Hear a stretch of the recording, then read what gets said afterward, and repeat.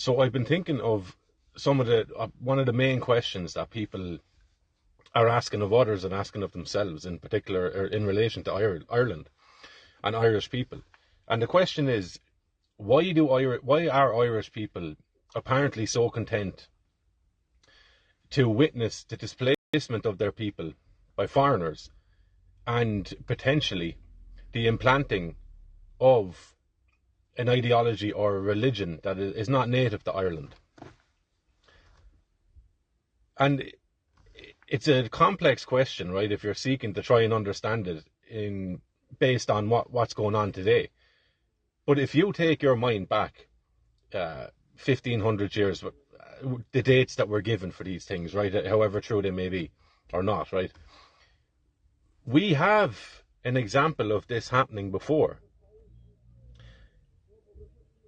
And the current conception of that instance is that we nearly deified, we made a saint the very person who came over here. Again, foreign person, bringing a foreign ideology, a foreign religion into Ireland to explode it here, to grow it here, and to dictate an allegiance away from ancestors, Irish people's ancestors, towards Rome, right?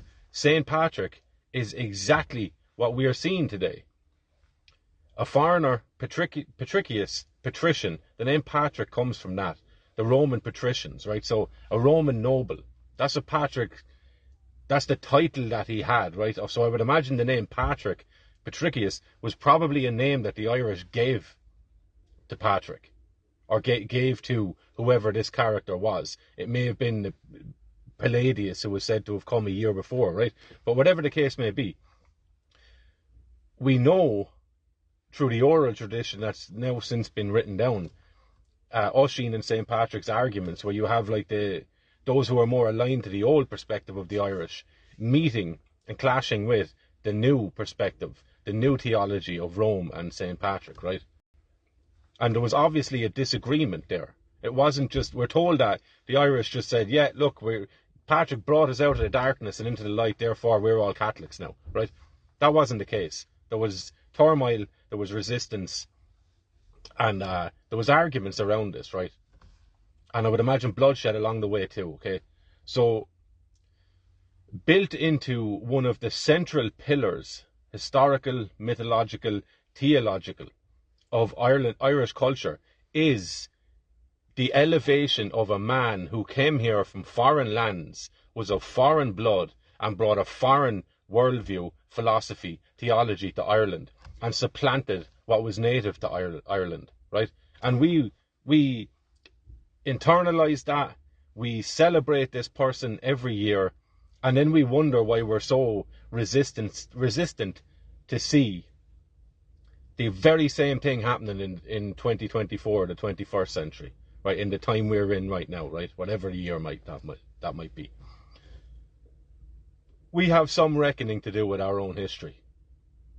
Because you cannot, with any sort of honesty or integrity, celebrate the idea of St. Patrick while also condemning what's happening in Ireland right now.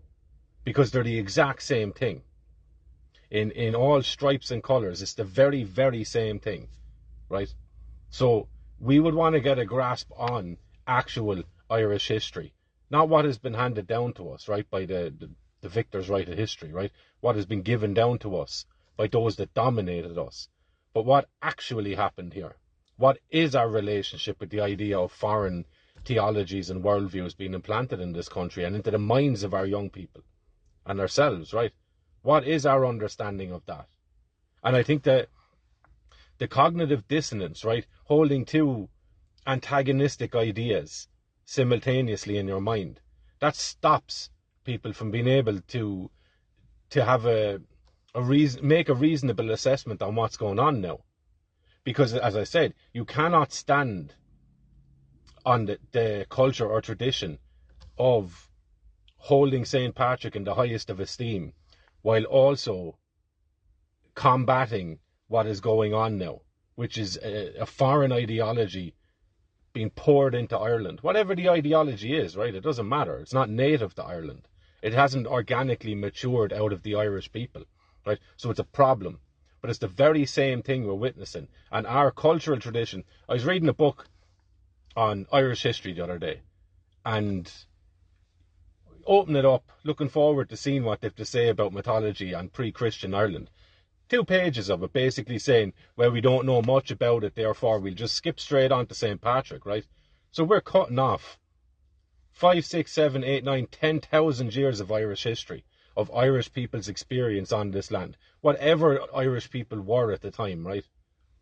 We're just chopping that off, and we're starting straight with St. Patrick, right? That's pure propaganda. And we have swallowed that.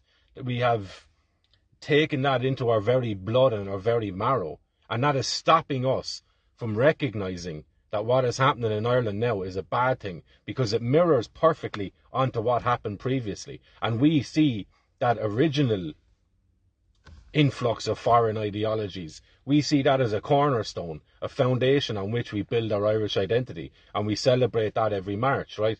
So until we reckon with that, and we either go, you know what, maybe that wasn't a positive thing. Maybe we took some positives out of it. But maybe we would do well to understand what we were before that, right? So we either align with that, we pull it apart and take the pros and cons out of it, or we are fully consistent in our views. And we celebrate this because we believe that we needed to have a foreign person come in here and bulldoze across the country and implant foreign ideologies into our minds that have come to fruition now 1,500 years later, when we don't know our arse from our elbows, right? We don't know how to think in the way we used to think before, because we don't speak the language we used to speak. And that has a massive effect on how you think, how you see yourself in the world, right? It has a massive effect on it. So if you're looking for a possible answer as to why people are just seem incapable of assessing the situation currently in any reasonable light, St. Patrick and the idea of venerating your conqueror is 100% a factor in that equation.